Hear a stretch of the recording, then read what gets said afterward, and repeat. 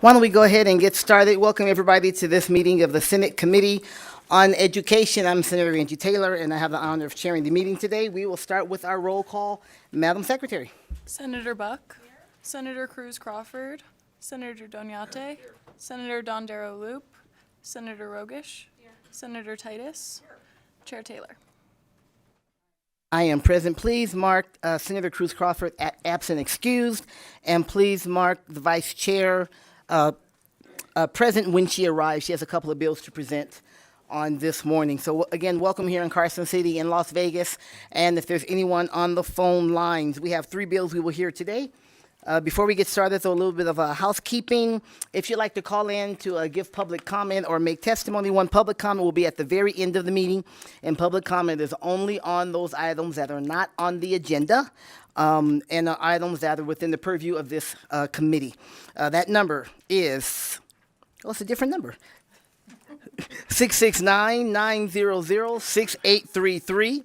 The meeting ID is 851-6443-4445. Just as a couple of reminders, please silence your electronic devices. If you're going to testify and you're here in person, please make sure you've signed in and give your business card to our secretaries. If you would, we will, again, hear 3 bills on today. We will not work session today. We don't have everyone here.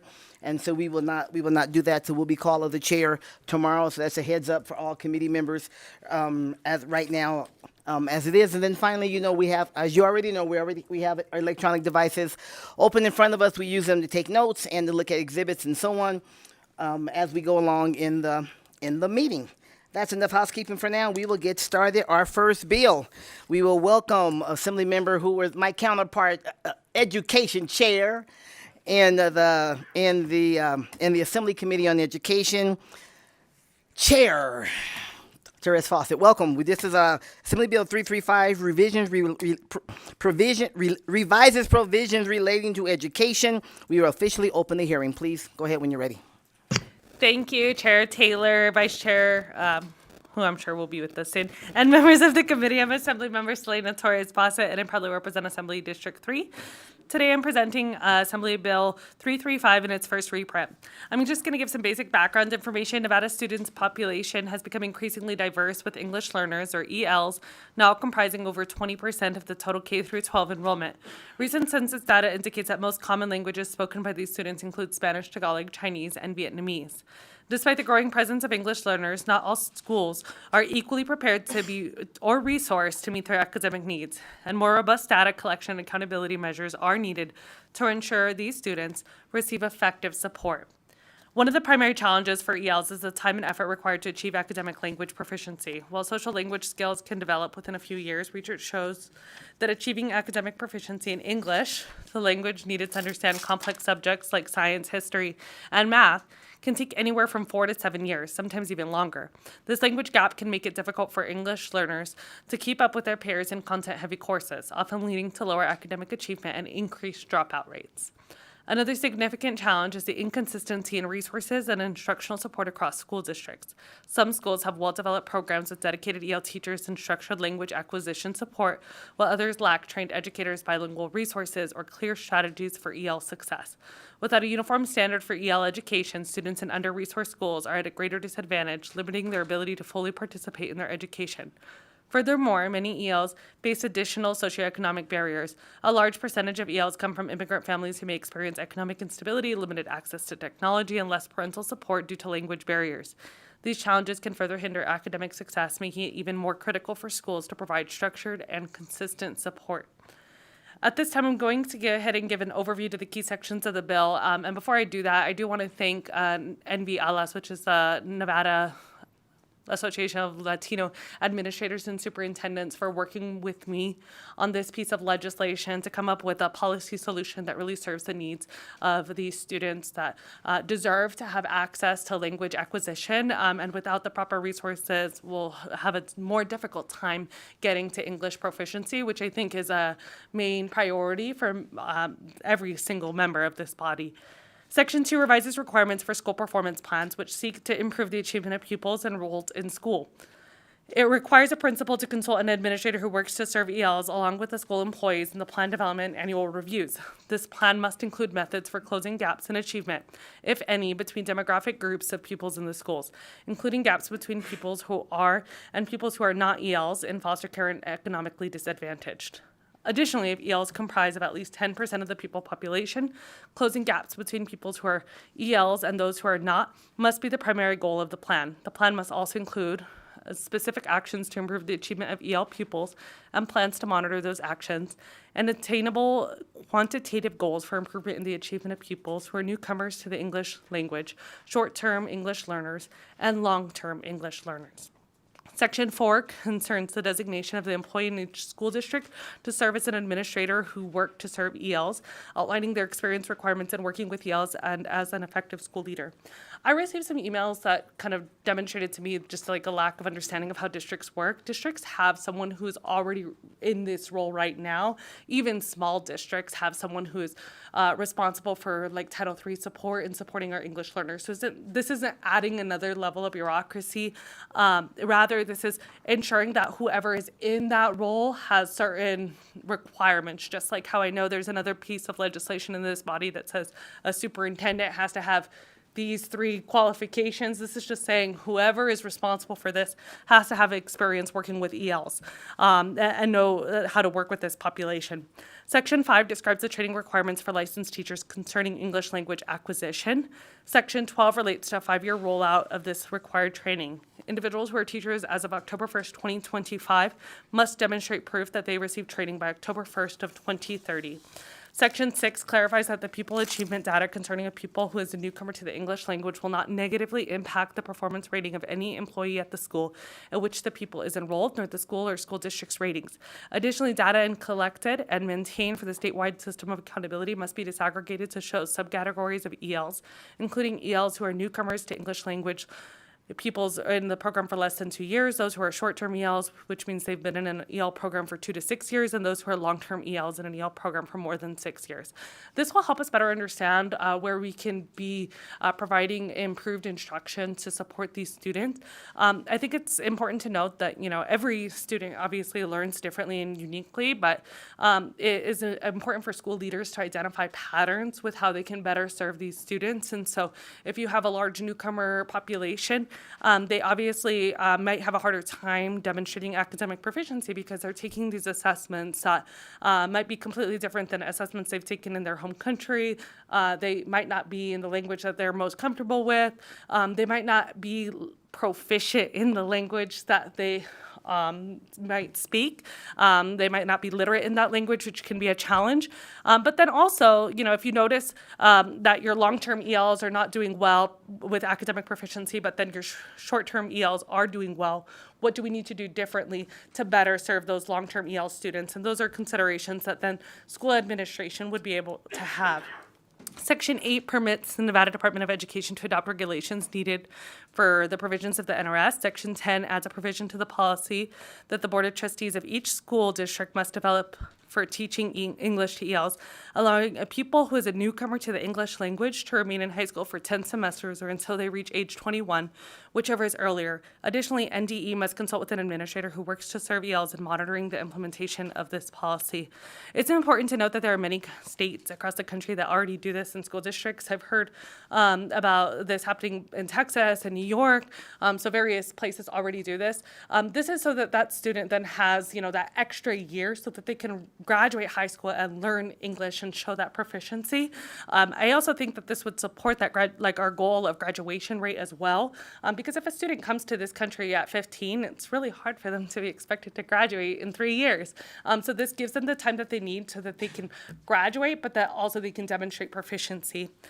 Section 11 requires NDE to establish the English Learner Advisory Council for the 25-26 interim to study policies to support English language acquisition, development, and literacy.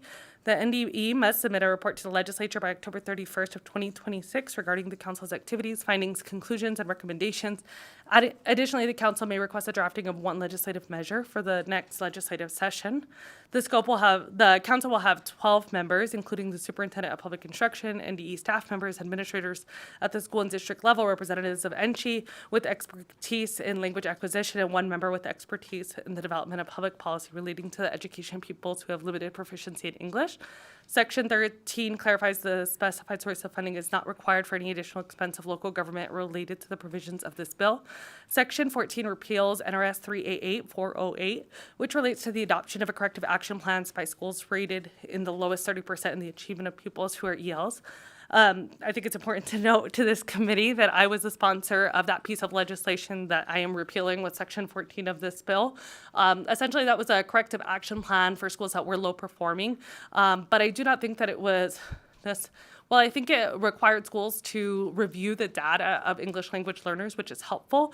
By putting it in the SPP, I think it's a safer place for us to be planning for EL students and not like punishing schools that aren't serving them, but rather saying all schools should be planning to serve this student population. At this time, I'm ready for any questions. Okay, thank you, Chair Torres Fawcett. Any questions from committee members? I have one, and you may have, you talk fast, so I may have missed this in this, but for those, say, in the rural areas, right, that may be a smaller district, and what if they don't have someone that has quite the qualifications that we'd like to have in terms of experience working with our English learners? Is that I may have missed that in here, Assembly Member? Yeah, so the requirements, Assemblymember Torres Fawcett, for the record, through the chair to the chair, the superintendent of each district should be required to have an administrator that has experience working with the pupils who are English learners and demonstrated success as an effective school leader. So I think that those requirements are pretty open. And I've had many conversations with NAS, and they have not demonstrated that there would be any concern in any district with making sure that there is an individual with that experience to serve in those roles. Okay, thank you very much. Senator Buck? Thank you, Chair Taylor, and thank you so much for this bill. Having a background in English language acquisition, I love the different provisions in it. So would the traditional TESOL endorsement basically cover all of the requirements? Assemblymember Torres Fawcett, I didn't outline that it would require to have a TESOL endorsement, but that would actually be like higher standard than what necessarily is outlined with Section 4 of the bill. So that would exceed the requirements as long as they also were an effective school leader. Good, Senator Buck? All right. She's smiling. She likes your answer. Let's hurry up and work it. No, I'm kidding. No, all good? Okay. All right, Assembly Member, thank you so much. And Chair, just before I leave, I do know that there is at least one individual on Zoom for testifying in support of this legislation as well. Thank you. Okay, so we want to make sure we don't miss them. In fact, as we thank you for stepping back, we will open up the hearing for support testimony for Assembly Bill 335. And why don't we start? We do have someone on Zoom. Are they ready to go? Well, just let me know whenever they are ready, and we can make sure we get to that person. So until then, here in Carson City, anyone who would like to testify in support of Assembly Bill 335, please come forward at this time. If you're in Las Vegas and would like to testify in support, please come forward to that table as well. And that we see someone on Zoom, we're going to get to you in just a moment. We'll start right here. Please go ahead. Madam Chair, members of the committee, Susan Kima for the record. I represent the 17 public school districts with the Nevada Association of School Superintendents, and we are testifying in support of SB 335. The bill addresses unique needs of our students and provides an avenue for administrators and teachers to meet those needs. Thank you. Thank you, Ms. Kima. Please go ahead. Thank you, Chair and members of the committee. Austin Daly on behalf of the University of Nevada, Reno for the record. We're also in support of AB 335, and we want to thank Assemblymember Torres Fawcett for bringing the bill forward. Thank you. Thank you, Mr. Daly. Anyone else here in Carson City? Okay, seeing none, why don't we go to, I believe there is someone on Zoom. Why don't we take that person in support at this time? And please make sure you state your name and spell your last name for the record. Go ahead when you're ready.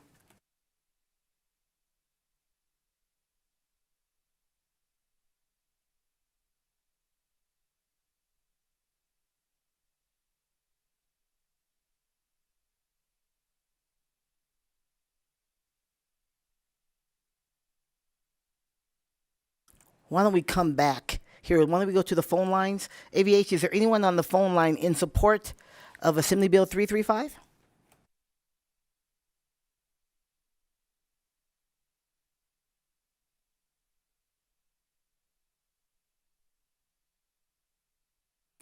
It sounds like we've lost connection.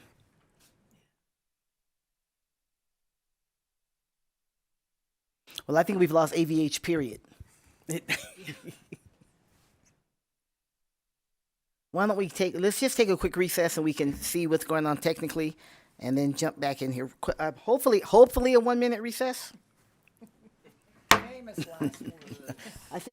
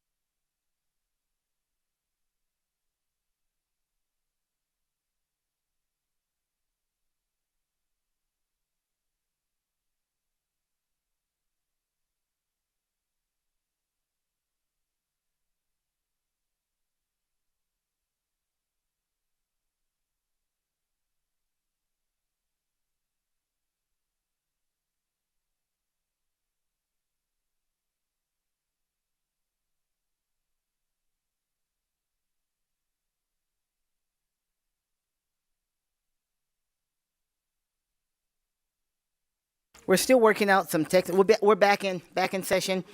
We're still working out a few technical difficulties, but we have been given the okay from legal to continue on because we do have anyone here in Carson City and they're in Las Vegas. So we will now open up the hearing for anyone who would like to testify in opposition.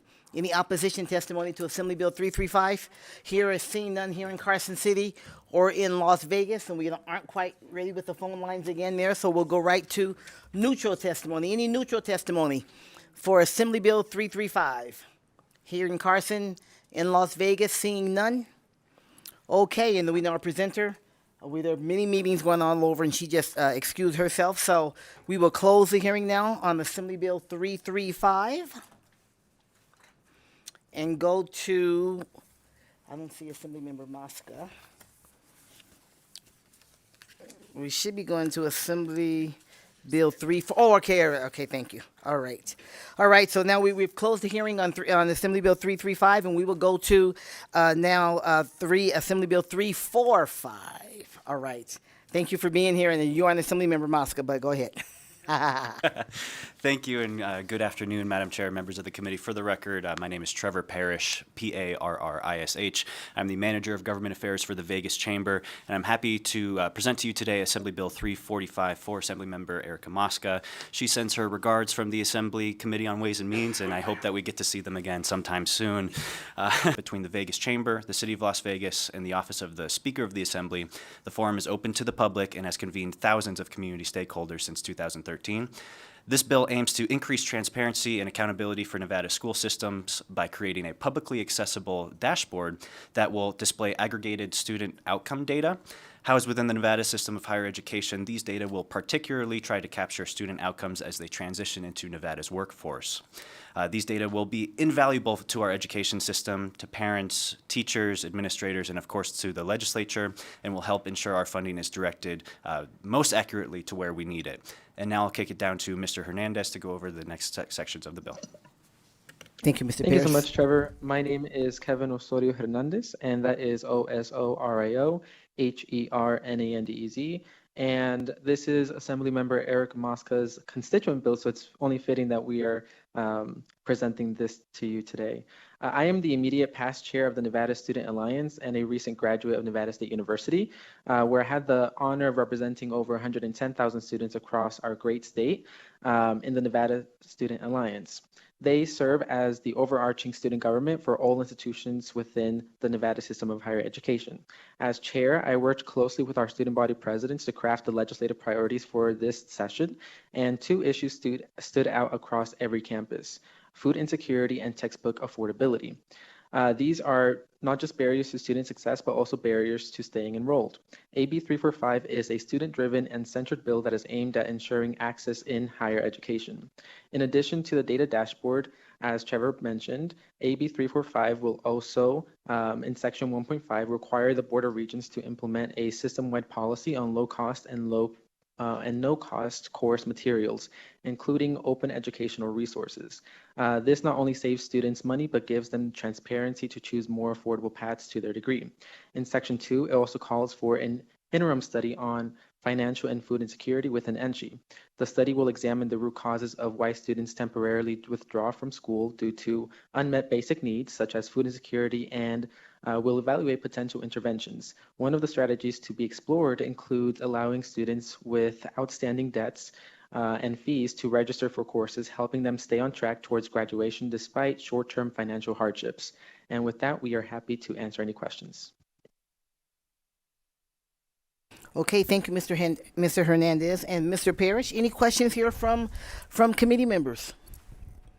I will have a question, and this may be for you, Mr. Hernandez, but certainly, Mr. Parrish, jump on in if you can. Do we know or do you know of other systems, other states who have a similar dashboard with similar types of information?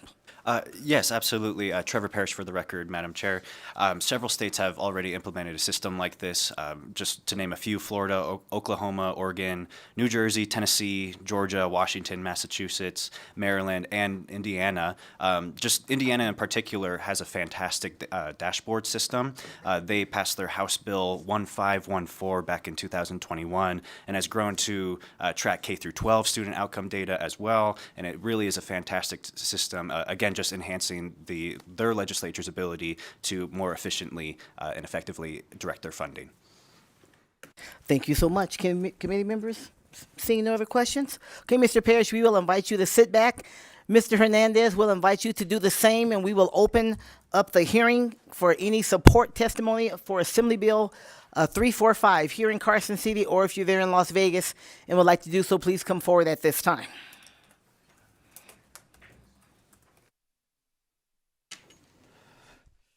Good afternoon, Madam Chair and committee members. My name is Daniel Archer. I'm the Vice Chancellor for Academic and Student Affairs of the Nevada System of Higher Education. I'm here today to express our support for AB 345. It will strengthen our ability to build and utilize robust data, enhance collaboration among NDE, DETR, and NSHE, expand affordability and transparency through open educational resources, and promote examining support systems for Nevada's most vulnerable student populations. In closing, AB 345 is a smart, student-focused investment in Nevada's future, and we urge your support in this matter. Thank you. Thank you, Mr. Archer. Please go ahead. Thank you, Chair and members of the committee. Austin Daly on behalf of the University of Nevada, Reno, for the record. We're also in support of AB 345, especially aspect looking into addressing food insecurity. The university operates PAC provisions on campus, which helps to provide free food to students who are in need. Just seen increasing use over the years, especially after 2020. So really hoping to get this issue addressed. Thank you. Thank you, Mr. Daly. Please go ahead. Good afternoon, Chair. For the record, Ryan McInerney with Nevada State University. Ditto to what my colleague from UNR said, food insecurity in particular is a growing issue on our campus. We've seen higher usage of our food pantry than ever, unfortunately. I'd also like to thank, sadly, our former student body president of Nevada State University. We're going to miss Kevin a lot. This was an incredibly busy year for him, and the fact that he was able to help Assemblymember Mosca with this bill despite all of his other responsibilities is just a true testament to his character. So really appreciate your time, and we support this bill. Thank you. Thank you so much. Seeing no one else here in Carson City, we will go to Las Vegas. Support testimony, please go ahead. Doug Unger, DOUG, UNGER, UNLV Chapter President, Nevada Faculty Alliance. The data dashboard set out in AB 345 will be useful. Many departments and units, including my own at UNLV, are doing our best to gather similar data. Systematizing this from NCHE will help us all work toward improving student outcomes and career mentoring. Financial and food insecurity is also important to us. Many of us already address these issues on an individual advising basis and act as faculty advocates for students. Gathering data for the whole system will again help us with these efforts. The use of low-cost or free public access course materials is a priority much in mind for many of our faculty. We continually share information and resources to achieve the lowest cost possible for our students. On a personal note, providing no-cost course materials is a goal I not only talk about, but have directly worked on for years. I am co-founder of the Words Without Borders campus initiative and serve as its education chair, a free public access education site that offers, supported by major foundation grants and individual donors, teachable units of world literature in translation. This past semester, our site was in partial or full use by more than 75,000 students across the globe. So this proposal of AB 345 is close to my field as an educator and hopefully will lead to a policy at NCHE that will support low-cost or no-cost course materials that will continue to support the financial well-being of our students while providing them with high-quality education. The Nevada Faculty Alliance supports AB 345. Thank you, Mr. Unger. Seeing no one else there in Las Vegas, I believe we're back on phone lines. AVH, do we have anyone in support of Assembly Bill 345? Thank you so much, Chair. I apologize for the interruption. To provide testimony in support to Assembly Bill 345, please press star 9 now to take your place in the queue.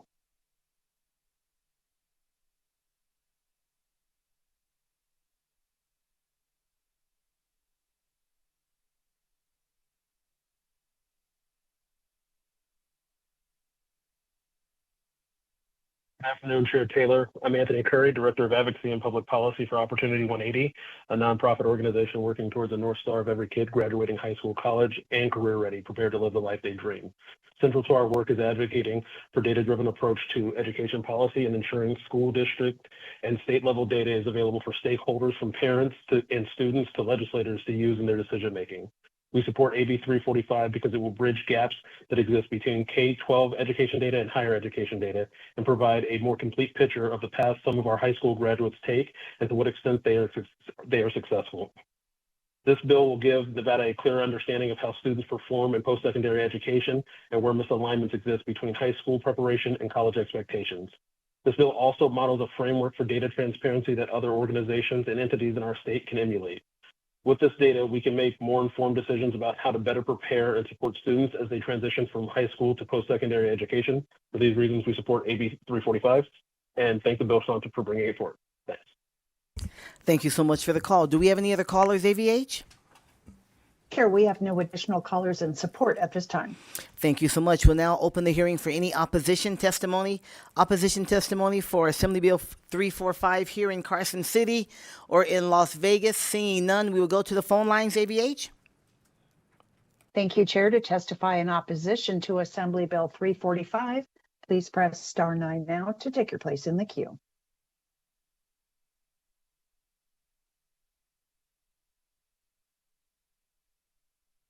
Chair, we have no callers in opposition at this time. Thank you so much. And now neutral testimony.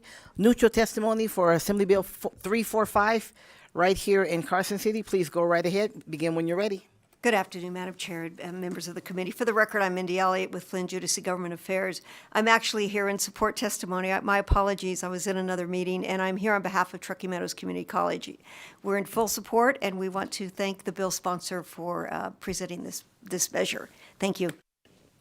Thank you, Ms. Elliott. We'll put that down for support testimony. Please go right ahead. Kent Irvin, ERVIN, for myself, and this is kind of neutral. NFA gave our support testimony already. Just with your indulgent, Chair, I'd just like to say that Kevin Rosario Hernandez has been a stellar student leader, not only does he do the work as you've seen here, but he speaks truth to power, and I hope to see him in this chamber sometime. Thank you so much, Mr. Irving. I'm not sure if that's support or neutral or or public comment. Which is okay. Seeing no other testimony here or in Las Vegas, any neutral testimony on the phone lines, AVH? Thank you, Chair. To testify in neutral to Assembly Bill 345, please press star 9 now to take your place in the queue.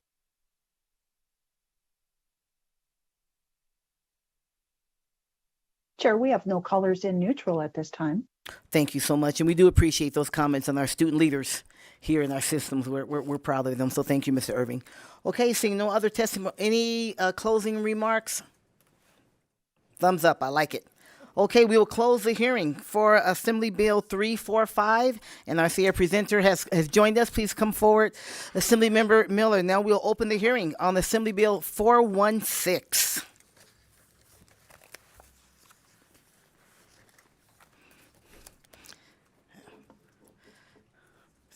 Assembly member and co-presenter, Ms. Ware, please begin when you're ready. And I'll apologize in advance. We have Senator Cruz Crawford, who is at her son's graduation, and we have Senator Dondero Loop, our vice chair, who is presenting two bills somewhere else in the building.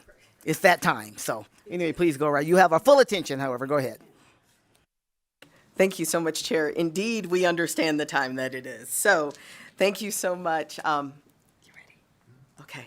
So good afternoon, Chair Taylor and members of Senate Education. For the record, I'm Brittany Miller representing Assembly District 5, and I'm happy to present Assembly Bill 416 to you today.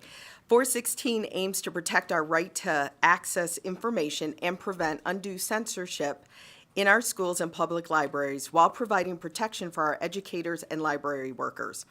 This bill came together in collaboration with Silver State Equality, the ACLU, the Prickly Pears, some librarians, some library board trustees, and people that work in other positions of the library as well. Obviously, a library is like a school. There's many different positions. The importance of this legislation cannot be overstated. In recent years, we've seen a troubling rise in attempts to ban books from school libraries across the country and here in Nevada. According to the American Library Association, there are 4,240 unique book titles targeted for censorship, as well as 1,247 demands to censor library books, materials, and resources in 2023. Additionally, the ALA tracked 37 states that have brought forward 123 adverse censorship proposals, while 20 states are bringing forth right-to-read measures. Here in Nevada, we've seen our own censorship efforts. In June 2024, dozens of book ban advocates read excerpts to the Washoe County School Board in an attempt to get books they deemed inappropriate banned from school libraries. This group, which included some school board candidates, accused the board of permitting vulgarity at the fingertips of children. Between 2022 to 2024 school years, CCSD received 13 book challenges, none of them resulting in the removal of books. Assembly Bill 416 strikes a careful balance between protecting students and the public's right to access information and ensures that decisions about library materials are based on educational merit rather than political pressure or personal opinion or agenda. Since July 2021, PEN America documented book bans in 42 states. And the top two reasons? Books featuring gay and transgender characters and books about race. PEN America documents that more than 1/3 of the books involved characters of color or themes or experiences of racism. So it's not obscenity, as the opponents will say, which we will define the definition of obscenity later. And also, as we will repeatedly say throughout this hearing, this is not about allowing obscene or vulgarity into the hands of small children. With that, I would like to introduce my co-presenter, Andre Wade, the State Director of Silver State Equality, who will take it from here for now. Good morning, Chair Taylor and members of the committee. As mentioned, my name is... It's morning somewhere, but not here. Okay. Not here. Good afternoon. Okay, thank you, Mr. Ware. I can't go right here. Yeah. We'll start over. Good afternoon, Chair Taylor and members of the Education Committee. My name is Andre Wade, ANDREWADE, and I'm the State Director for Silver State Equality. We're a statewide LGBTQ+ civil rights organization here in Nevada. First, I want to thank Assemblymember Miller for bringing forth this bill. We're in support of AB 416 because we are concerned with the attempts to ban and reclassify books in various counties across Nevada that have often had an LGBTQ+ theme, but also books that have written by and about Black and other people of color. Book banning is a form of censorship. Having access to books and library materials is a First Amendment right. The First Amendment is not just about free speech, but it's also about the freedom of information. We want to protect the freedom of parents to decide what their children are allowed to read or not read. For a couple of years now, there have been attempts to ban, reclassify, or reshelve certain books dealing with race, gender, and relationships. In 2023, in Pahrump, library board members began discussing a policy that would impact LGBTQ+ books because of a complaint from one anonymous constituent. A few months later, in August, when the library board was presented with the research about what other jurisdictions similar to Pahrump were doing about children's books dealing with race, gender, and relationships, they found out that out of 42 libraries across the country, on 6 reshelved books after complaints. Let me start that over. A few months later in August, when the library board was presented with research about what other jurisdictions similar to Pahrump were doing about children's books dealing with race, gender, and relationships, they found that out of 42 libraries across the country, only 6 reshelved books after complaints. Because of this findings, the Pahrump Library Board did not move forward with changes in their policy. In addition to book ban attempts, there have been librarians that have been harmed and verbally attacked. Last year in Washoe County, a librarian was injured when a self-described First Amendment auditor tried to force his way into a drag queen story hour event at North Valley's library. On July 11th, the Workplace Violence Committee convened to address concerns about the incident and determined a pattern of escalating tension and safety risks for library staff over the past 2 years, and they decided to cancel the events. Also last year in Washoe County, there were people and groups outside of Nevada who lived thousands of miles away from Washoe County, helping to orchestrate book ban attempts and providing testimony at library meetings. These are people and groups who don't have a stake in Nevada, but they are in our state verbally attacking our libraries. The fight against book ban attempts in Washoe County, a group called Freedom to Read started an online petition against book bans that has garnered more than 3,000 signatures to date. So let's be clear, no one wants to have legally defined obscene books in our libraries, but we do want a variety of books written by diverse authors to be made available to those who are interested in reading them. We need to protect freedom of speech, a right for parents to choose what's in the best interest of their children, and protect library and school staff from threats of actual violence and harassment simply for circulating books that comport with laws and policies. The American Library Association Bill of Rights says, in part, books and other library resources should be provided for the interest, information, and enlightenment of all people of the community and the library it serves. Materials should not be excluded because of the origin, background, or views of these contributing to their creation. And thank you for your time, and that concludes my notes.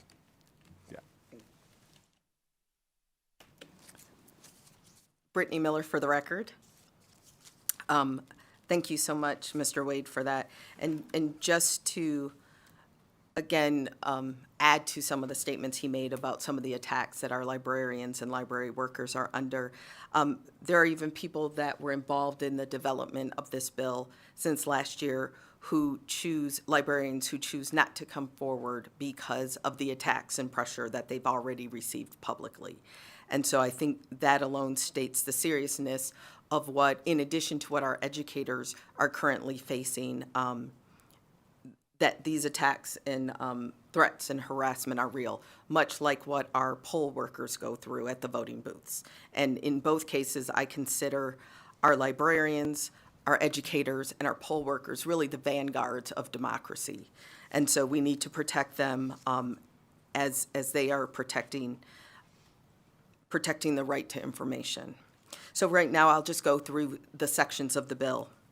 First, the bill prohibits school boards, charter governing bodies, library districts, municipalities, and individual employees and/or volunteers from limiting pupils' access to library materials.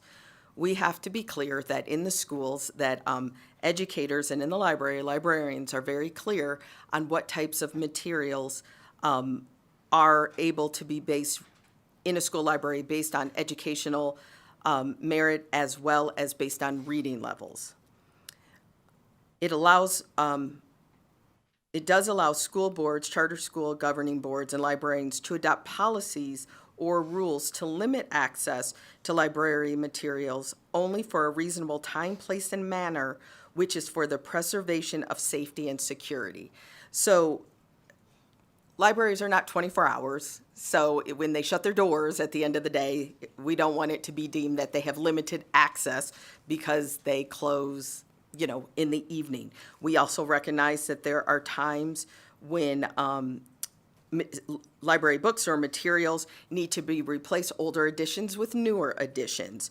Or the library may have new shelving. There may have been water damage from the ceiling or fire damage.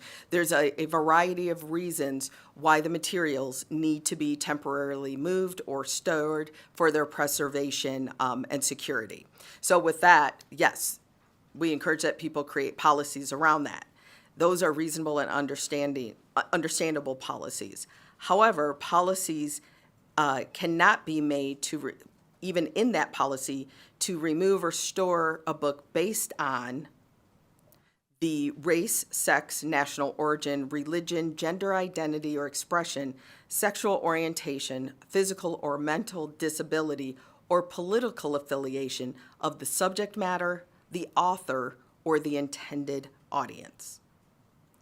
The bill allows this policy because the bill also specifically says before that you cannot cover, label, deface, or move materials because you find them objectionable. Again, we 100% support a parent's right to decide what a child reads. Not just reads, but has exposed to, whether it's video games, movie, everything. Parents absolutely should be enforcing their limitations on their children. Truth be told, my mother still tries to on me. So we have the ability for parents, if someone lives within the school district and they have children at that particular school, they can petition the court for the order of the removal of obscene materials. Obscene materials are not protected by the First Amendment. But the question is how is something determined to be obscene?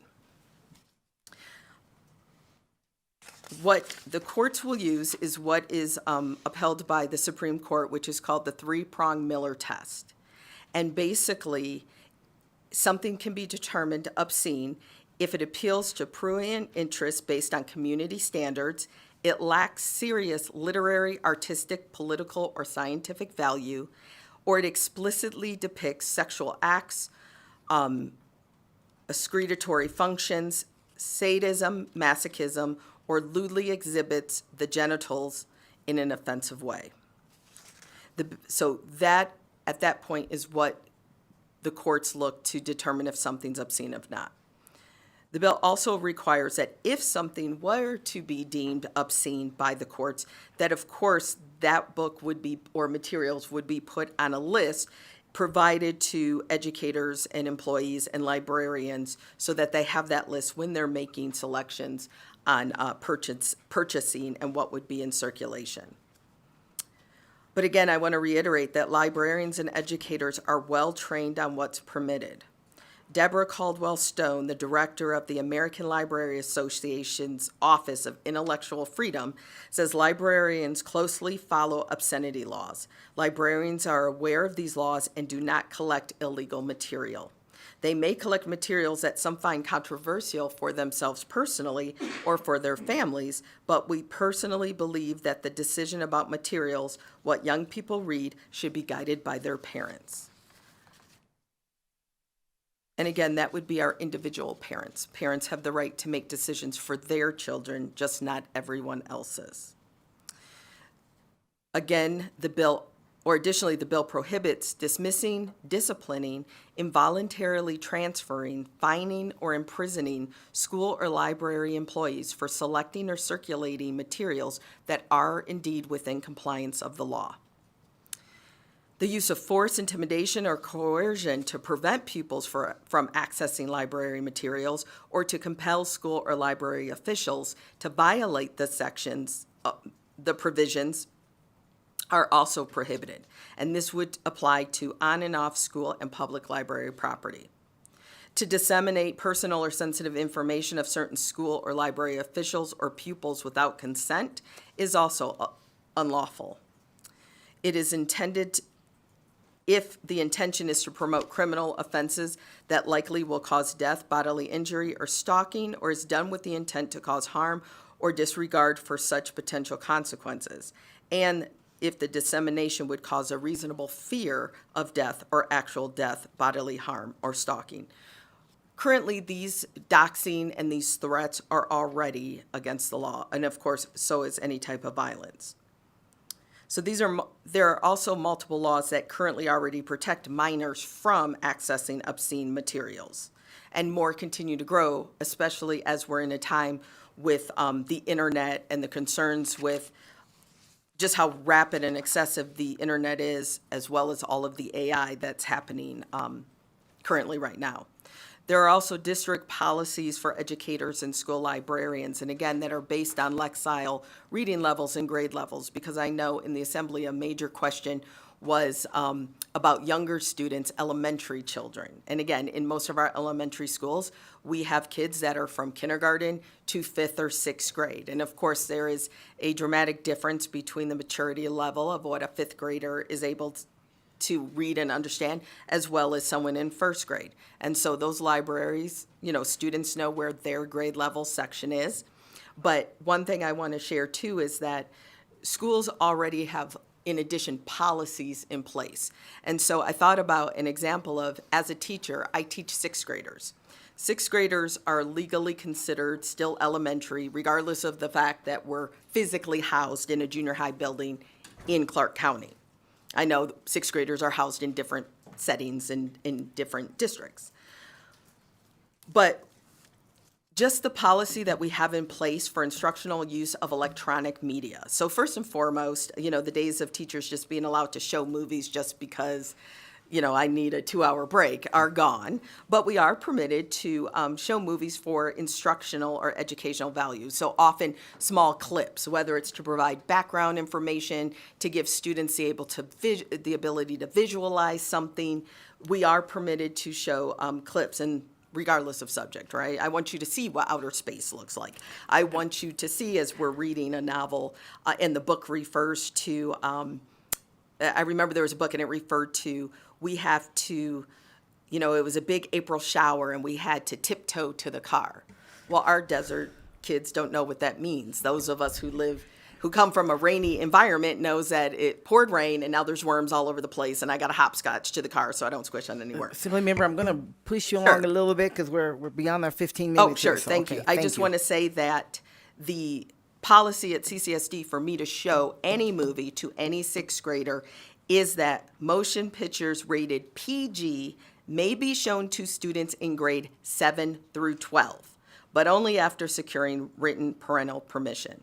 So I can only show G-rated movies to my students, or G-rated clips for instructional value.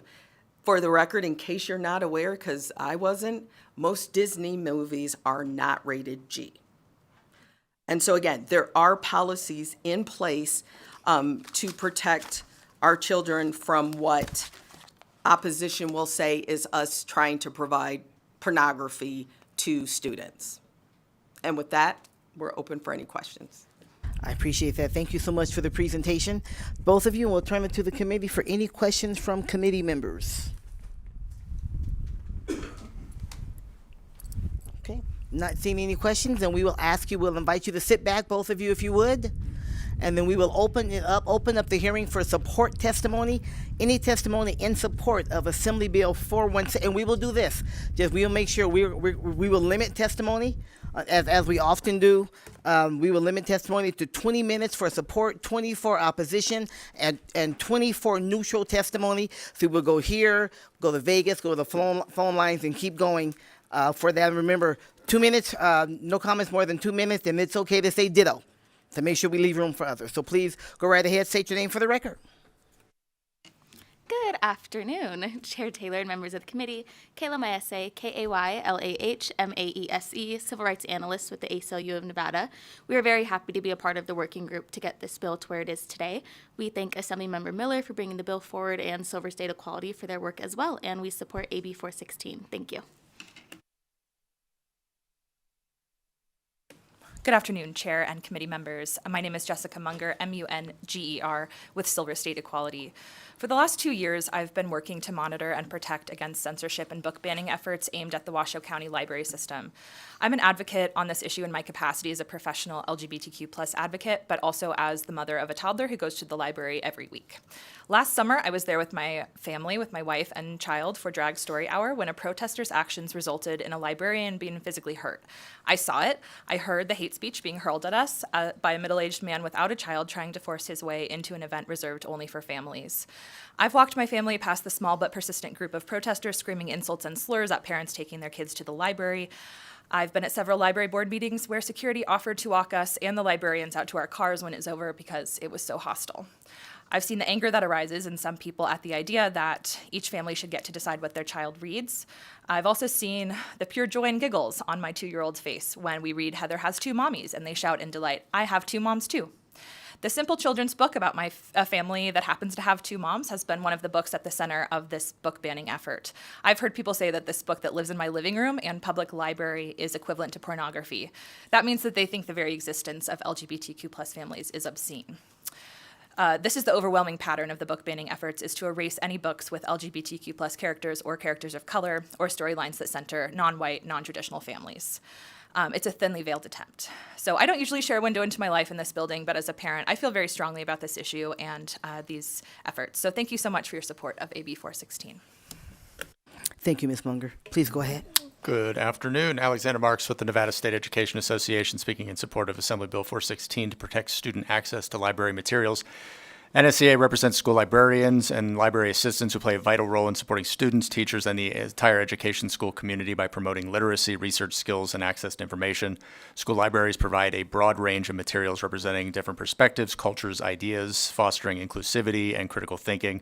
Unfortunately, AB 416 is necessary to safeguard intellectual freedom. Students should be able to access a wider range of ideas, perspectives, and information at school, and restricting materials limits their ability to think critically and form their own opinions. As censorship efforts have targeted materials about marginalized communities, it's important for Nevada to respect and affirm diversity by ensuring a variety of cultures, experiences, and viewpoints are represented in the materials taught to schools. We ask for your support. Thank you, Mr. Marks. We're going to go to Las Vegas. Please go right ahead. State your name when you're ready. Doug Unger, D-O-U-G, U-N-G-E-R, UNLV Chapter President, Nevada Faculty Alliance, also speaking as an author, inducted into the Nevada Writers Hall of Fame. One of the gifts of being a citizen of Nevada is that for the most part, we are a live and let live state, committed to pursuing and preserving individual freedoms. It's sad that at the close of the first quarter of the 21st century, we must fight to preserve First Amendment liberties for students in our schools and the public by passing legislation that guarantees the freedom to read. AB 416 will do this in Nevada, laying out guidelines for higher education and restrictions to K-12 schools against the banning of books. The bill also specifies protections in statute for librarians, administrators, and teachers from misguided individuals and organized groups of ideologues who use tactics of intimidation, job security, even threats of violence to restrict public access to books and publications that don't conform to their political, religious, or social points of view, or to erase history. This is happening now. Administrators, librarians, and teachers are being hounded, doxxed, stalked, even threatened with jail in ways that recall the abuses of mob rule during the Cultural Revolution in Maoist China and the rise of fascism in Italy and Germany last century. I thought the freedom to read in the United States had been assured by federal and Supreme Court decisions covering many books and their authors in the past. Not so. The American Library Association cites 2,452 books targeted for bans last year, and the number is growing. AB 416 means to be a loud, clear statement that Nevada stands up for the freedom to read and protects the people who provide access to books.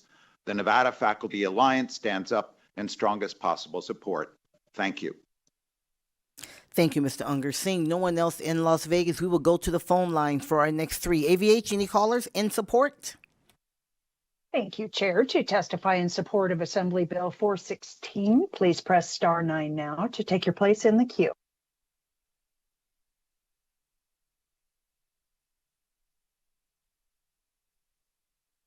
Hi there. My name is Rosie Stewart, and I'm here to testify. That's Stewart. I'm the Senior Public Policy Manager at Penguin Random House Publishers. I'm calling to testify in support of Nevada AB 416. We are strong supporters of the freedom to read and believe that this bill would move forward the freedom to read in Nevada in a way that is innovative and unique.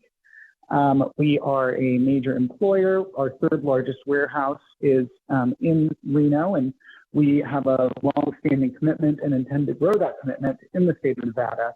And so we are heartened to see this bill that strengthens the freedom to read. One final note is with the recent decision by the Fifth Circuit Court of Appeals declaring that library collections are government speech, it puts First Amendment precedents such as Pico v. Island Trees and Miller v. California into question. And so we strongly urge codifying those precedents at the state level. Thank you. Thank you, Mr. Stewart. Next caller. Hello, members of the committee. My name is Paula Luna, Paula-Luna, and I'm the Deputy Director of Battleborn Progress. We wholeheartedly support AB 416 and believe all students have a right to read and learn free from censorship. We urge this committee's support, and thank you for your time. Thank you so much. We'll take one more caller, and then we will come right back here to Carson City. Please go ahead. Caller, please press star 6 to unmute. There you go. Please proceed. Hi, sorry about that. Thank you. Hello, my name is Chanel Bessette, spelled ChanelleBessette. I'm a concerned citizen and patron of Washoe County Library System. I live in Reno, Nevada, and I'm in strong support of AB 416. I'm calling in today as a passionate advocate for the freedom to read. Book bans stifle critical thinking, and every student should have the right to receive an equitable education and have an open and honest dialogue about America's history and culture. Reading has always been a cornerstone of my life, expanding my horizons and shaping my understandings of the world. I firmly believe that it is our duty to protect this invaluable right and resist any attempts to impose viewpoint-based censorship. By supporting AB 416, I hope you will protect the intellectual freedom of future generations. Thank you for your time. Thank you, Ms. Bissett. We'll come right back here to Carson, and looks like we have about 14 minutes left. So we'll take 3 here, and then we'll go back to Las Vegas. Please go ahead. Good afternoon, Madam Chair, members of the committee. My name is Tom Clark. Here on behalf of the Nevada Association of School Boards, I will be the first to ditto the excellent review that the bill sponsor gave and the personal testimony of the witnesses that came before me. Thank you, Madam Chair. We're in support. Thank you, Mr. Clark. Please go ahead. Susan Kima, representing the Nevada Association of School Superintendents, and we are testifying in support of AB 416. And as far as comments, ditto. Thank you. Thank you, Ms. Kima. Please go ahead. Good afternoon, Madam Chair and members of the committee. My name is Cindy Mitchell. AB 416 is both a reactive and proactive measure to book bannings happening in Nevada. As someone who attended the only high school in the state to ban a book successfully and also having been taught the book that was banned, this issue is incredibly dear to my heart. I went to Palo Verde High School in Las Vegas, and in my 10th grade English class, we all had to read a graphic novel from a variety of choices, and I chose Fun Home. My teacher warned me that there were 2 panels of nudity in the graphic novel, and she asked me if I was fine viewing such content and that I should advise my parents if there were any concerns, and also informed me of page numbers to skip if I chose not to view the content. Fun Home is a queer, biographical tragicomic written by Alison Bechdel and was later turned into a musical on Broadway. A year after I read this novel in class, parents brought Fun Home and the two explicit panels to our principal's attention, and Fun Home was effectively banned in our high school. Personally, Fun Home meant a lot to me. Reading another queer woman's journey felt like a catharsis, where I was finally able to strip myself from the ostracization I had filled myself with throughout my teenagehood. This novel didn't turn me gay like many parents want to assume. Rather, it showed me that I was not alone. The power literature has on one's spirit is indescribable, and I feel we discount these uplifting moments literature brings us when we equate it to pornography and an attack on our children. An example of the consequences of book banning is in Davis County, Utah School District, where in 2022, the Bible was banned in public schools due to violence and explicit behavior. Public outcry was loud, and quickly the Bible was placed back onto the shelves as the board decided the Bible has significant, serious value for minors that outweighs the violent or vulgar content it contains.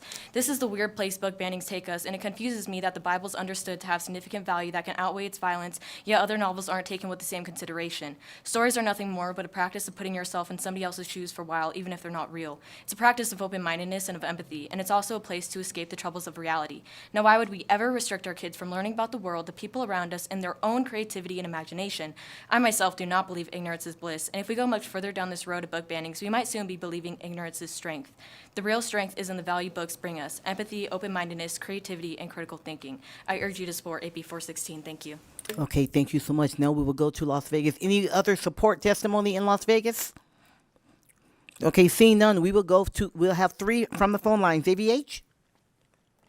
Thank you, Chair. Once again, to testify in support of AB 416, please press star 9 now to take your place in the queue.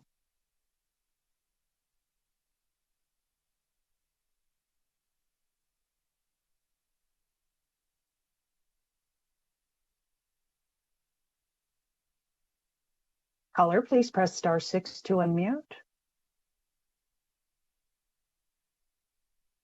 Hi, my name is Kelly Green. I am in support of AB 416.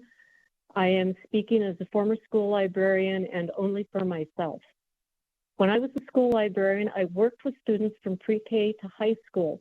At orientations, I would tell parents to let me know if there were any books they didn't want their child to read or any subjects they felt their kids weren't ready for.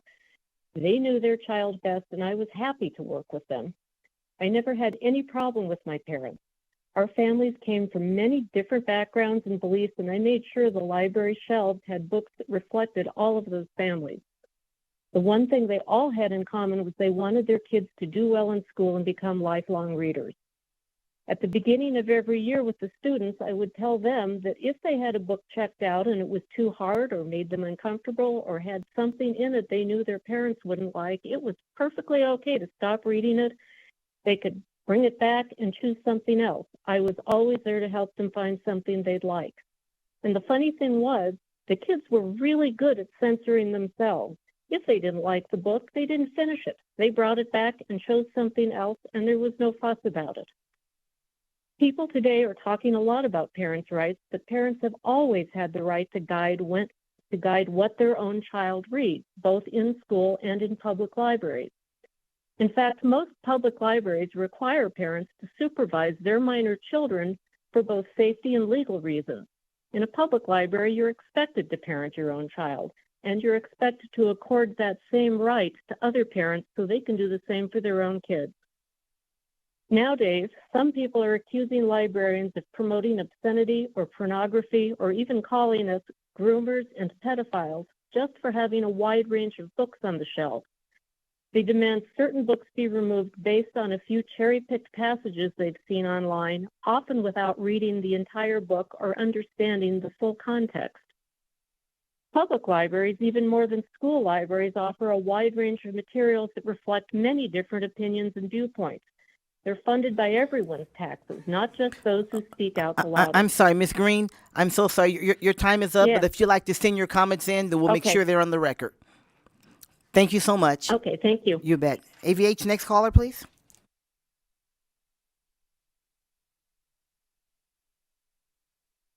Good afternoon, Chair Taylor and members of the Senate Education Committee. My name is Nathan Chavez, and I represent the Children's Advocacy Alliance, serving as our policy intern. The Children's Advocacy Alliance is a nonpartisan, independent voice for Nevada's children with a mission to ensure every child in Nevada thrives. CAA is in strong support of AB 416 to protect libraries as spaces of learning and access to information. Libraries have always been a safe space for children to explore their interests, learn how to research, and expand their understanding of the world. Libraries provide access to technologies that children may not have access to at home, and that extends the opportunity to read books that fit their interests, and protecting library materials is essential. No person or entity should have the power to restrict access to information based on their personal beliefs. Parents deserve the right to dictate what their child has access to, but this should not take on the responsibility, this should be the responsibility of the individual parent, and the community level library should not be affected by this. Censoring library materials is a direct violation of First Amendment rights and against historical context in which certain materials were created. Thank you for your consideration on this piece of legislation, and we ask that you please pass AB 416 to protect Nevada children and access to library materials. Thank you. Thank you, Mr. Chavez. I believe one more caller from online, then we'll come back here to Carson City. Please go ahead. My name is Sylvia Lazos, Sylvialazos. I'm in support of AB 416.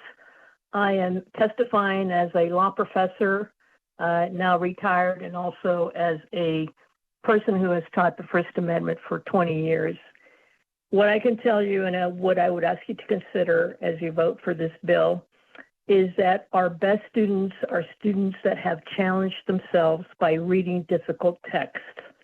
And difficult texts are the kinds of books that are most often targeted for censorship.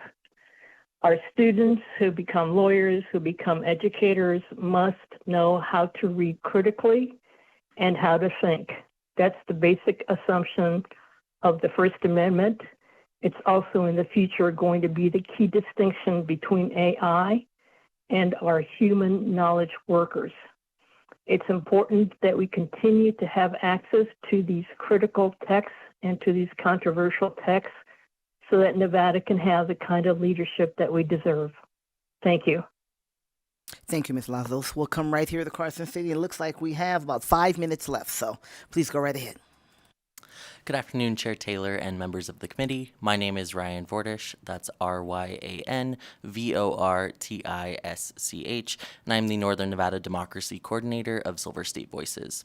As a democracy-focused organization, we believe that information should be publicly available to all Nevadans, especially when considering making informed decisions about how they'll wield their vote. Thank you. Thank you so much, Mr. Vortish. Please go right ahead. Are we on? Or we're on now? Good afternoon, Madam Chair, members of the committee. For the record, my name is Quentin Savoy. That's Quentin, S like Sam, A like Apple, V like Victor, WOIR. I serve as the president of the Las Vegas branch of the NAACP. The NAACP nationally has long fought book bans for decades. We understand that when certain books like The Hate You Give is being challenged for police violence, or books about Ruby Bridges are being removed for being too divisive, those look like patterns of yesteryear when they were trying to keep civil rights out of the books and out of the history that needs to be taught in our classrooms all over this country. It's important that we know our history in this country, because when you know your history, you won't repeat it.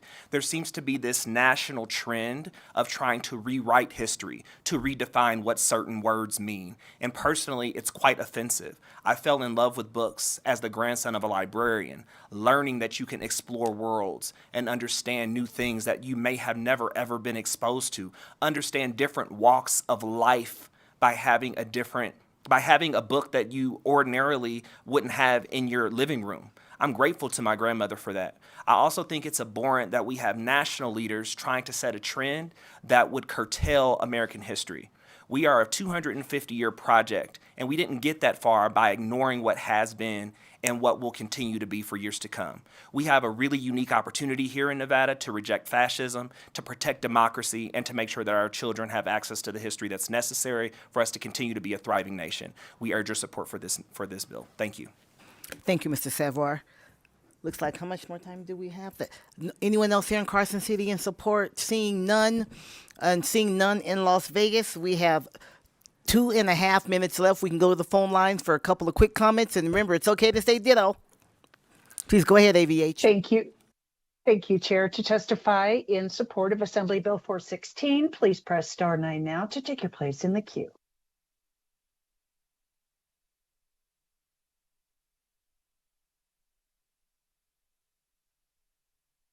Thank you, Chair, and thank you, members of the committee. I'm calling in support of Assembly Bill 416. My name is Caitlin Herndon, last name Herdon.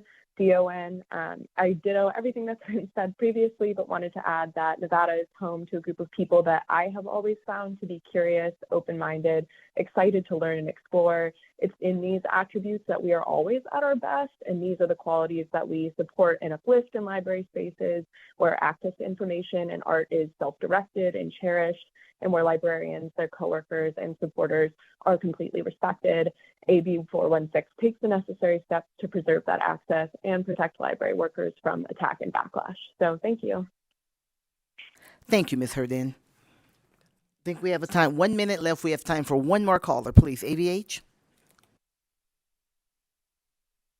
Caller, please proceed.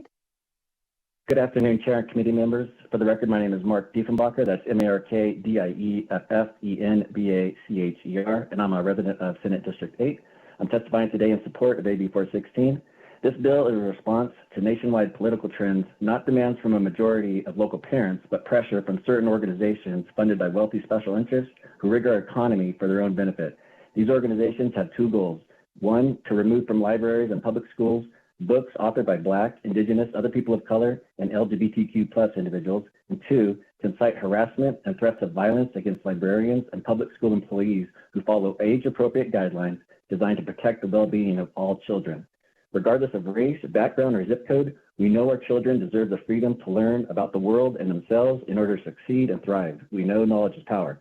When students learn an honest history of our nation, they can see themselves as part of a larger community and gain the confidence to stand up for themselves and alongside others against billionaires and CEOs who sow division for their own economic gain, harming white, Black, and brown communities alike. For example, removing books by Black authors and books about racism is a direct attack on Black communities. But these attacks also harm white communities. The economic improvements that Black people and other people of color continue to fight for, such as a livable wage and fully funded schools, would, in terms of total numbers, benefit even more white people.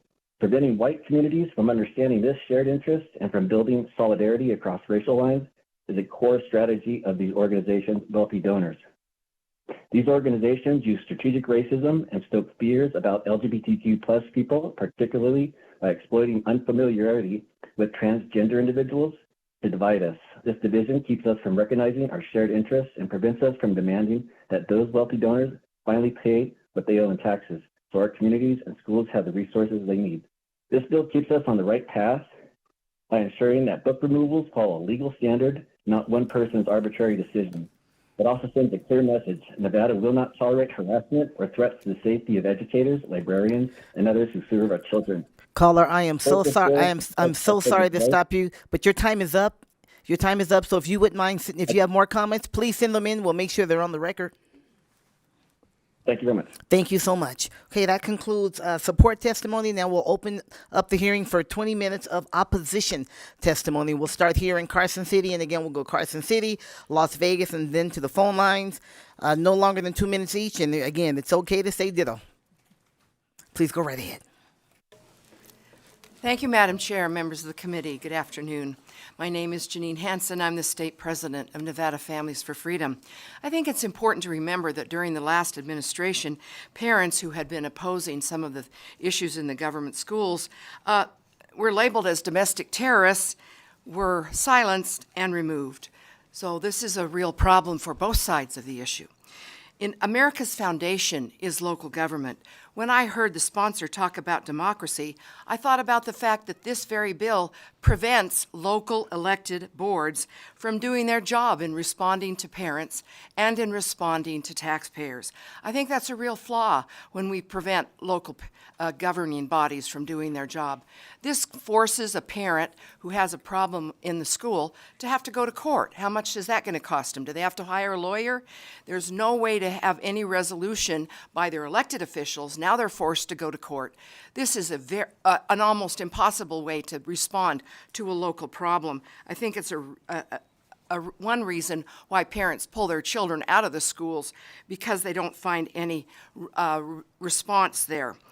I think it's important to note that of over 1,000 people on the website who oppose this, 70% of them oppose this bill. In Rasmussen poll in October of 2022 reported that voters overwhelmingly oppose sexually explicit books in the public school libraries. 69% of voters believe books containing explicit sexual depictions of sex acts should not be present in public high school libraries. This bill makes it impossible for parents to go to their own local school board and get issues that they have resolved, and we think that's a real violation of democratic principles. Thank you. Thank you, Ms. Hanson. Please go ahead, Senator. Good afternoon, Madam Chair, and to the committee members. My name is Maurice Washington. I'm advocating for myself as a pastor, as a father, and as a grandfather. I'm not advocating for book burning or keeping books out of library, but what I am advocating for is children. Those children that are precious, those children that need to protect their innocency, and I'm advocating for the fact that explicit material should not be exposed to them without the consent of their parents. So therefore, I would ask this committee to oppose this bill. Thank you so much, Senator. Please go right ahead. Good afternoon, Chair Taylor and committee. My name is Joshua Skaggs, and I am the Legislative Affairs Director for the Nevada Republican Party, here today in opposition to AB 416. AB 416 could make it harder for parents and communities to decide which books are appropriate for children. Elected local school boards and families are the appropriate authority to make these decisions in their communities, and it is unconscionable for this legislature to remove that local control. This bill requires challenges to go through the courts, creating unnecessary costs and legal hurdles. Why should parents need to hire lawyers just to express concerns about graphic or mature content in school materials? We particularly object to Section 3 of the bill, which threatens concerned parents with felony charges for expressing their opinions about books containing explicit violence or adult themes appearing in school libraries, materials they believe should be carefully reviewed by local communities, not settled through potentially costly legal battles. The financial impact of these court cases could drain taxpayer resources and make it harder for schools to focus on real educational priorities.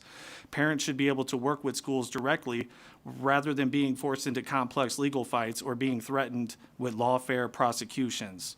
Keeping decisions local allow families and educators to openly discuss concerns and make thoughtful choices instead of having government policies dictate which books stay and which go. AB 416 could push parents out of the conversation, making it more difficult to protect students from inappropriate content while increasing unnecessary costs.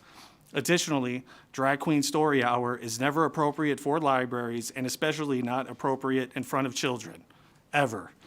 Please vote no on AB 416, and thank you very much.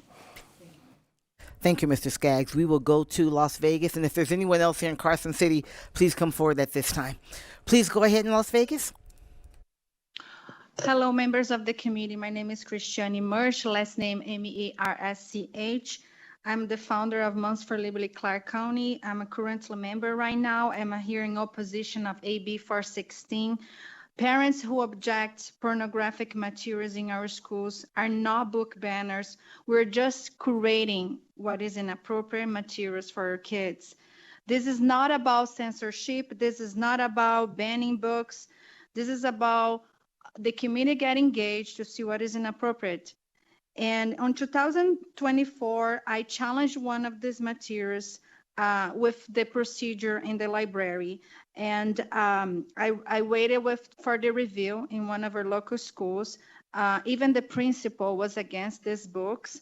But 2 months after, the librarians review and returned to us saying they're going to keep the books in open shelves. And that means, according to policy 6150 CCSD, is that they're going to keep those books in open shelves and without the parental notification. The book I'm talking about is All Boys Are Blues and includes very sexual graphic, including like, I put some lube and got him on my knees and I began to slide into him from behind and I pulled it off him and he kissed me and he masturbated me. He asked me to turn over while he slipped a condom on himself. And this was my ass, and I was struggling to imagine someone inside me. He got on top of me and slowly inserting himself into me. It was the worst pain ever I felt in my life.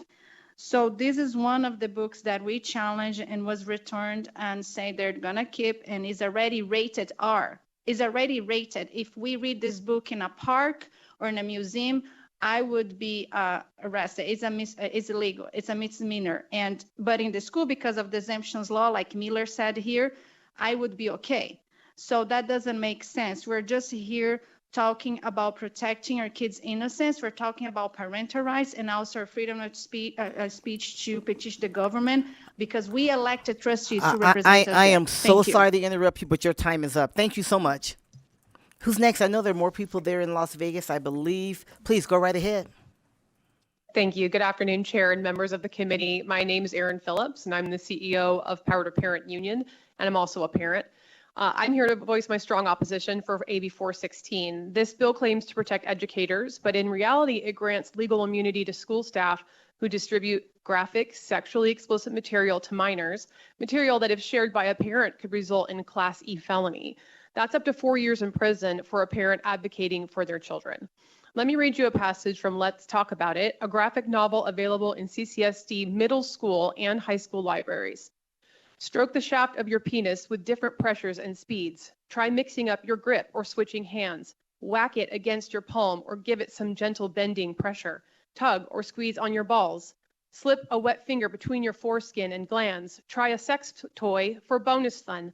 Vibes and strokers are awesome. Another quote from that same book. A great place to research fantasies and kinks safely is on the internet. The online world is also chock-block full of pornography, professionals and amateurs alike sharing their sexy adventures online. When consumed right, porn can help you discover new aspects of your sexuality and help you explore kinks and fantasies.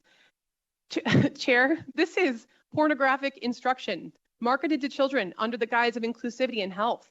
If I, as a parent, handed this passage to someone's child outside of a school, I could be criminally prosecuted under Nevada obscenity laws. This book includes graphic pictures of genitalia and sex acts.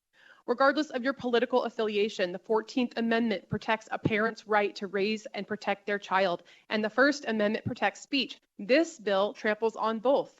If protecting kids is truly our goal, then shielding this material from scrutiny is not the answer. AB 416 is bad policy. It criminalizes parents while immunizing institutions that bypass parental consent and common decency. Please reject this bill and defend the rights of families to protect their children from inappropriate material. Thank you. Thank you, Ms. Phillips. Please go ahead in Las Vegas. And if there's anyone else in Las Vegas, please come forward now because we'll make our way back around. Please go ahead. I think that's all for here. This is John Carlo, an all too familiar voice in Nevada. I'm here, and every time I come before you guys, I come in the name of the great governor of the universe, Jesus Christ, who's the highest judge, who sits higher than all of us and next to God in heaven. In 1782, Robert Aitken petitioned Congress to print the Bible. So how did we get, they wanted these Bibles to go into the schools. So how did we get from bringing the Bible into schools to putting out these books? And how do you guys call that education? The Bible says in Proverbs 22:28, remove not the ancient landmark which thy fathers have set. So now you guys are trying to put all these new books into our education system that were never there, and you guys are trying to change our society and sexualize these children at a young age so Nevada could be #1 in human trafficking. So you guys can have little girls who could be strippers and could be prostitutes in Nevada, and you guys don't deal with the real issues like prostitution. And this bill will add to sexualizing children so this state can make money off the strippers.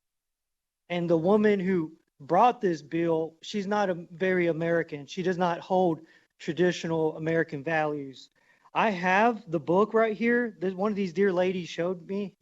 this book, and these books would not even be allowed into the prison system. This author behind me, do you see this picture? Can you zoom in? Their penetration here in these books. This is disgusting. CCSD was already sued. I don't know how many millions of dollars by a woman. We keep losing lawsuits. Mr. Carlo, I'm sorry, sir, your time is up, but if you'd like to send your comments But I in, we'll met make you. sure You they're told on me the you record. were a Christian. Okay, You told me you were a thank Christian. you You so lied much, to me. Mr. Carlo. You lied to AVH, me. let's go to our You caller, lied to please. me. Thank you, Chair. To testify in opposition to Assembly Bill 416, please press star 9 now to take your place in the queue.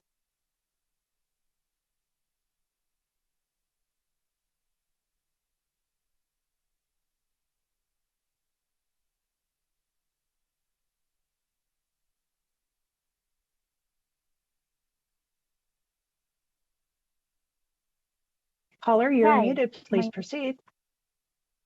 Hi, my name is Katrin Ivanov, I-V-A-N-O Frank. I am appalled that an adult can present a bill like that, and I want to put it on the record. I will send email to all the senators with pictures from the books that our kids in middle school are allowed to get their hands on.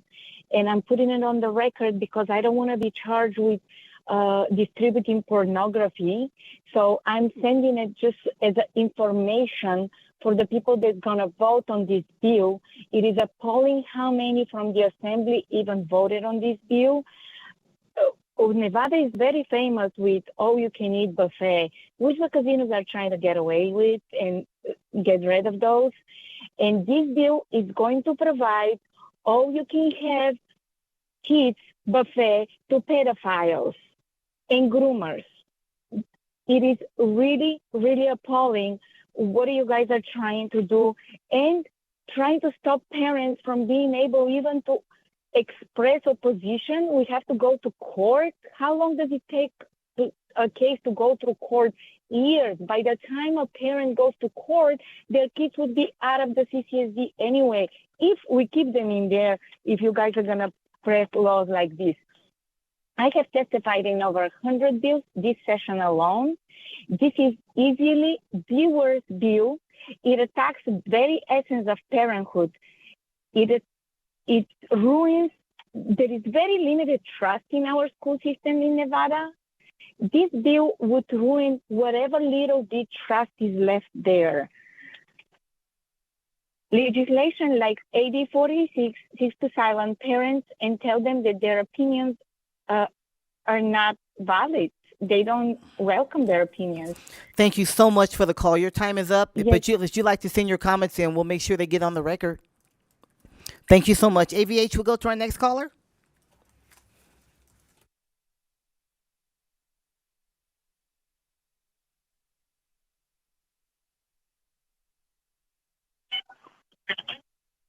Hi, I'm Yolanda Knock, Yolanda, last name Knaak.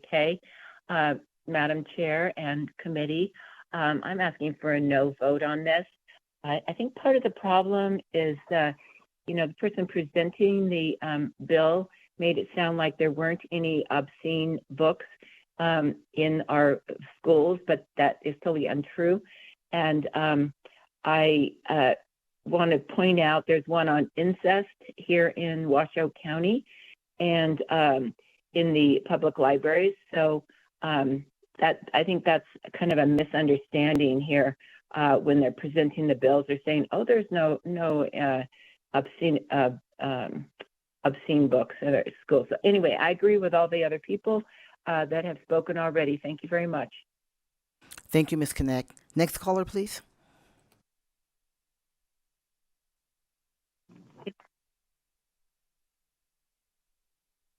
Good afternoon, Chair and members of the committee. My name is Kimberly Fergus, Fergus, and thank you for letting me speak. I rise in strong opposition to Assembly Bill 416. Let me be clear, this is not about freedom to read. Section 2 of this bill is dangerous. It prohibits school boards, charter school leaders, teachers, and even volunteers from limiting student access to library materials, no matter how explicit, unless a court declares it legally obscene under NRS 201.235.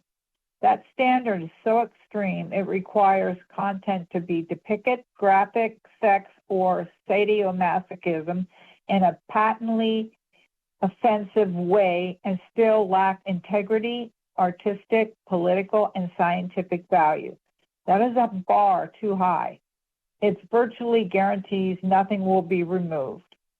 So we're left with this under Section 2, 1, A through D. A school can no longer move, label, or even restrict access to books that parents find inappropriate for children, books that contain sexually charged or graphic themes. Worse, Section 3 makes it a felony, as everybody said, a Category E felony to use what the state deems coercion to protest these materials. Even peacefully objecting could be criminalized if it's interpreted the wrong way. This is not protection, this is insanity.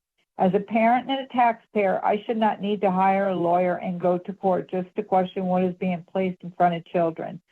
Schools are supposed to protect minors, not expose them, and certainly not punish adults for doing their job. This bill favors ideology over child safety, parental rights, and local control. I urge you to vote no on AB 416. And thank you. Have a great day. Thank you, Ms. Fergus. That's 3 online, and looks like we have 4 minutes left. Anyone else here in Carson City? Seeing none in Carson and none in Vegas, we will go back to the phone lines. AVH? Thank you, Chair. Once again, to testify in in opposition to Assembly Bill 416, please press star 9 now to take your place in the queue.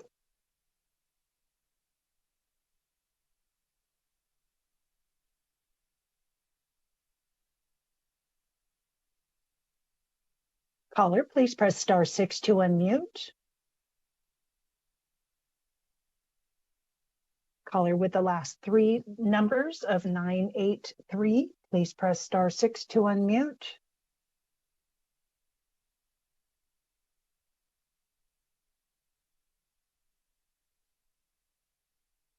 I will move to the next caller.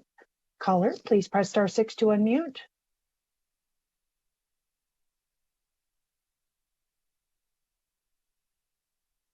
You're Hello? unmuted. Please proceed. Hi, yes. Good afternoon, Chair and Committee. My name is Catherine Ingham, Catherineingham. I'm calling to oppose AB 416. This is not about banning books. Removing books that are inappropriate for children from taxpayer libraries is not book banning. Parents have a right to state that books are inappropriate for children and for them to be removed from those libraries.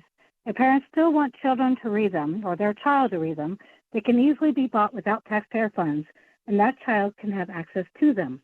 I reiterate, this is not book banning. You can still obtain these books. AB 416 is government overreach, stopping and intimidating those that would use their First Amendment right and concern over children. Government shouldn't be the only ones to determine if a book is inappropriate for children. I urge you to please oppose AB 416. Thank you. Thank you, Ms. Ingram. We have 2 minutes left. Please go ahead. Next caller, ABH. Good afternoon, members of the committee. My name is Lorena Biasotti, Lorena Biassotti. I'm a CCSD trustee speaking for myself as a parent of public school children today. If someone feels strongly about exposing their own children to porn, they can drive themselves over to a bookstore, but they should not demand our schools supply those books. They also shouldn't expect our children to determine themselves what's appropriate. Let's be clear. Freedom of speech does not mean freedom to violate our kids. It does not mean freedom to expose children to vulgar, graphic depictions. At the end of the day, let me repeat, in the end, children belong to their parents, not to legislators or to librarians. Parents have a constitutional right to raise their children according to their values and beliefs. The only sexual harassment happening here is against our children, and those attempting to silence parents and concerned stakeholders should be held accountable, even criminally, for their audacious and outrageous efforts. Our children are where parents draw the line. This bill undermines the very purpose of parenthood, raising and protecting our children. Shame on this shameless attempt to rewrite that responsibility and right. You cannot claim to support parental rights while simultaneously threatening parents with felony charges for standing up for their children. Enough with the doublespeak.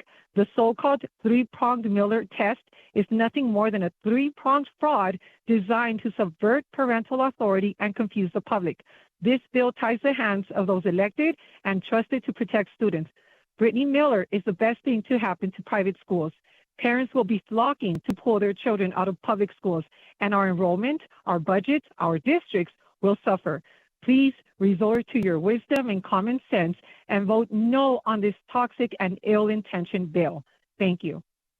Thank you for the call, Madam Trustee. Our time is up now for opposition testimony. We'll open up the hearing for any neutral testimony here in Carson City or in Las Vegas. Seeing none, we will go to the phone lines, and I will say on the phone lines, this is for neutral testimony only.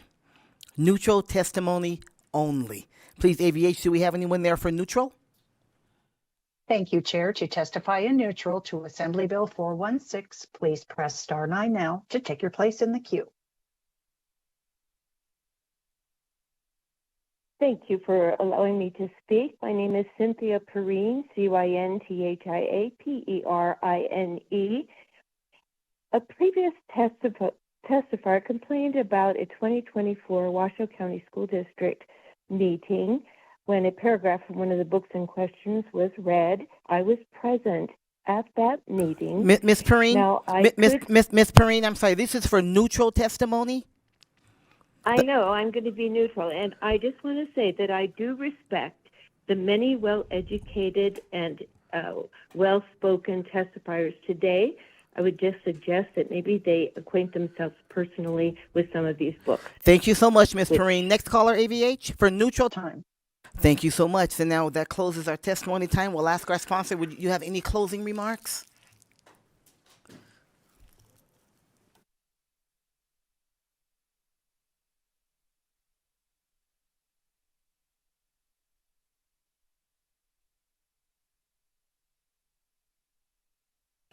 Oh, there we go. Hi, Andre Wade for the Record Silver State Equality. Thank you for your time and attention to this bill today, and we even appreciate the opposition that called in and who had their things to say. Unfortunately, there seems to be some misunderstanding about the intent of this bill. It definitely upholds the First Amendment, and it definitely upholds parental choice, and that's what we want. This is not a bill intended to be a gateway to open up the floodgates to these books that are overtly obscene. As the bill states that there's a definition of obscenity, and books that fit the definition of obscenity are not permitted, and that's not what we're aiming for. We're aiming for people to have equal access to books regardless of who the writers are and what the content is. And this includes people who are on different aisle from what I'm speaking to. And so we hope that people can just reread the bill and be understanding that we want the same things. We're just coming at it from different perspectives. But at the end of the day, we want to uphold the First Amendment right and have parents to be able to make the decision for what's best for their children and not for other families and households. Thank you. Thank you, Mr. Wade. Assembly member? Thank you so much. Brittany Miller for the record. And yes, I would like to respond to some of the concerns and questions. First, the reason why it's not within local control and using the Supreme Court supported three-prong Miller test, and that is not the Brittany Miller test, that is another test, is because of inconsistencies that occur at the local level. And so allowing a few teachers or parents or admin to review and determine the status of books, the First Amendment is not about policy. It's about the state functioning to support the rights of our people. And that's for all citizens, regardless of where you live or who serves on your local board. And so we have very dramatic differences in our communities here, whether you're in Elko or Goldfield or Las Vegas. And to be honest, even in Las Vegas, even in Clark County schools, we would have inconsistent results building to building. And it shouldn't be based on what any individual persuasion or one person's feelings. Again, our kids, if we're talking about kids, regardless of where they live, they have the right to have access to materials. And so because the First Amendment is not locally administered or supported, it should be the same with this. I would also like to respond to the idea that parents will be charged with crimes if they question a book or express their concerns about a book. Again, there's nothing in this bill that supports that. The bill talks about what is unlawful is threats, force, intimidation, coercion, violence, restraint, disseminating information, also the intent to assist, encourage, or facilitate any other criminal offense causing death, bodily harm, injury, or stalking. It does not talk about parents not having the right to question or to voice their concern. It's also, it needs to be recognized that everyone has their own different opinions and persuasions. And so what one person may believe is obscene or not doesn't necessarily make it obscene just because it's objectionable or offensive to you. I gave this example in the first house, and it still rings true. I'm going to take it off with, they focus on obscenity, but people don't realize how actually conservative I am when it comes to children and what I believe children should be allowed to do, not do, and access. But, you know, we haven't heard anything about violence or anything like that. Growing up, my parents were very strict, my mother extremely strict, and very on top of everything we watched, we listened to, we read, we participated in. And so even now, I still hold those same values true. And when I see students, pretty much every single one of them read it, and I see even teachers teaching from it, for me, Harry Potter is a line in the sand. I was raised that it talks about witchcraft and wizardry. I just saw a premiere for a movie, The Smurfs, coming out and thought, you know what, I've never seen an episode of The Smurfs in my entire life because I wasn't allowed to. But the difference is you wouldn't want me going through the schools taking Harry Potter books from all the students or teachers. You wouldn't want me or think it was okay because of my personal conviction or position to go through the libraries and pull Harry Potter off the shelves, because that wouldn't be acceptable. My choices are for me.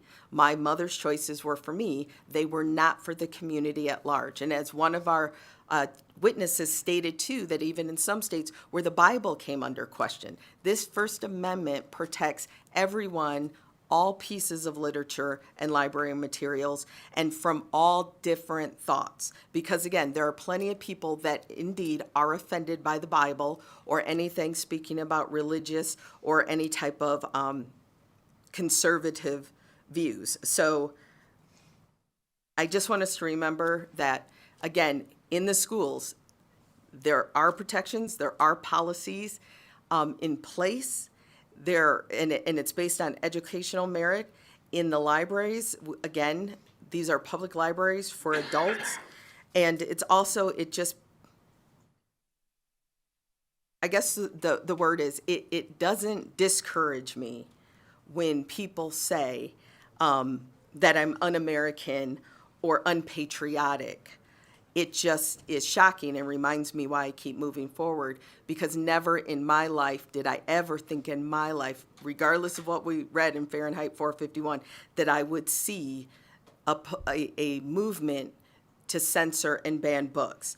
It is not un-American or unpatriotic to uphold the First Amendment. Assembly member, before you end, we do have a senator with a question. I know you're wrapping up, so and thank you for that. But Senator Rogich, I know you have a question for our presenter. Yes, thank you, Madam Chair, and thank you for being here today. With regard to the library materials, a lot of libraries have converted to digital platforms. Is that included, that format included in the bill as well? Brittany Miller for the record. Yes, Senator, and that's why we say library materials, because we know that as technology has changed, and we also know that books are not the only available product in a library. Okay, thank you. You good, Senator Rogich? Okay, thank you so much. Okay, thank you so much. Seeing no other questions, thank you so much to the two of you for your presentation. We appreciate it, and thanks for everyone who showed up to give their comments on either side of the issue. We appreciate it. We are now go to the final item on our agenda. That is public comment. Public comment, again, just as a reminder, is for items not contained on the agenda and items that are within the purview of this committee. We'll start here in Carson City and then go to Las Vegas and then go to the phone lines. Please go Kent ahead. Urban, KNT-ERVIN, Nevada Faculty Alliance. This may be one of the last sessions of the Senate Education Committee, so I'd like to thank all of you members, Chair Taylor, for your hard work. And today I'd especially like to thank the legislative staff, including Capitol Police, for making sure that things work well and that we are all safe and in our hearings. Thank you. Thank you, Mr. Irving. Seeing no one else here in Carson City or in Las Vegas, we'll go to the phone lines. AVH, is there any public comment on the phone lines? Thank you, Chair. To provide public comment, please press *9 now to take your place in the queue.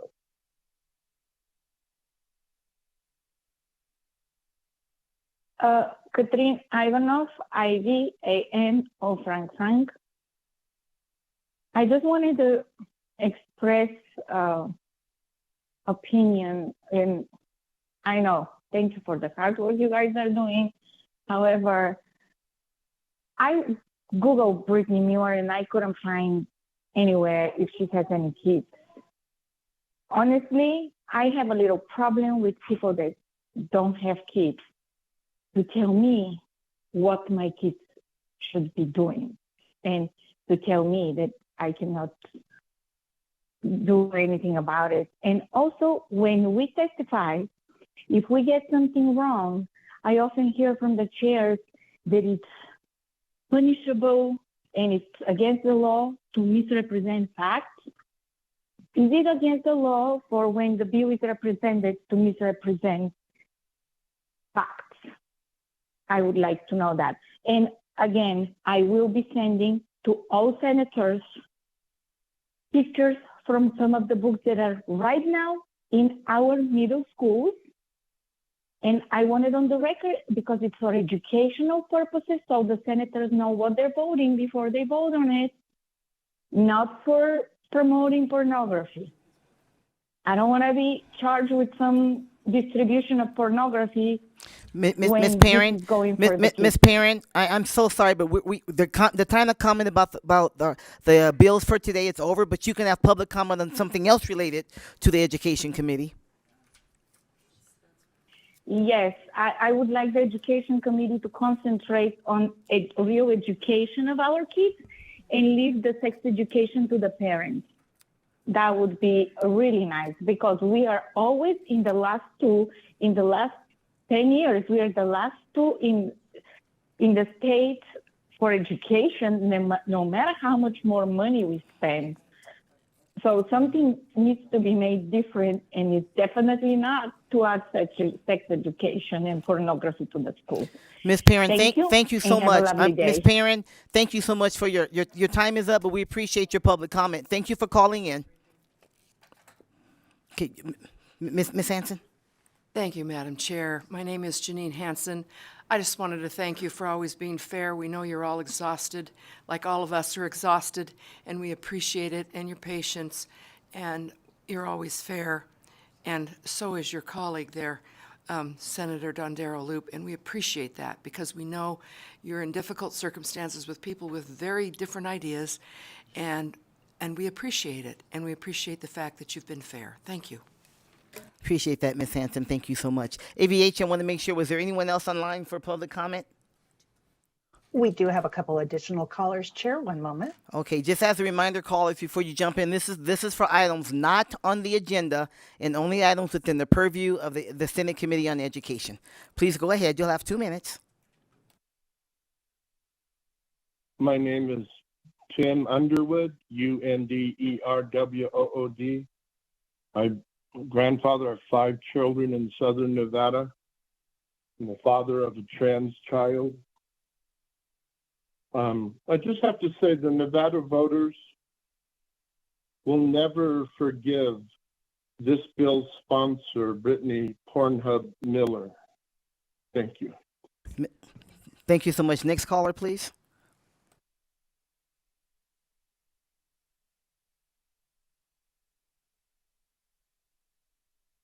Caller, you're unmuted. Please proceed.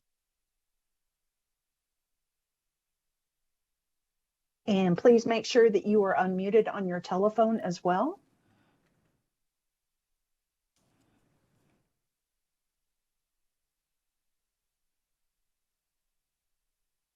Caller, you're unmuted. Please check to make sure that your phone is unmuted as well. It is unmuted. I am so sorry about that. My name is Irina Biasotti, Lorena Biassotti. I am speaking for myself today, and I also do want to echo the previous comments. I am also very grateful for the patience that you've had in hearing all of us through. I would like that also extended to people that are in person. I think we all are part of the community, and like you said, we have diverse opinions, but we all do deserve to be heard.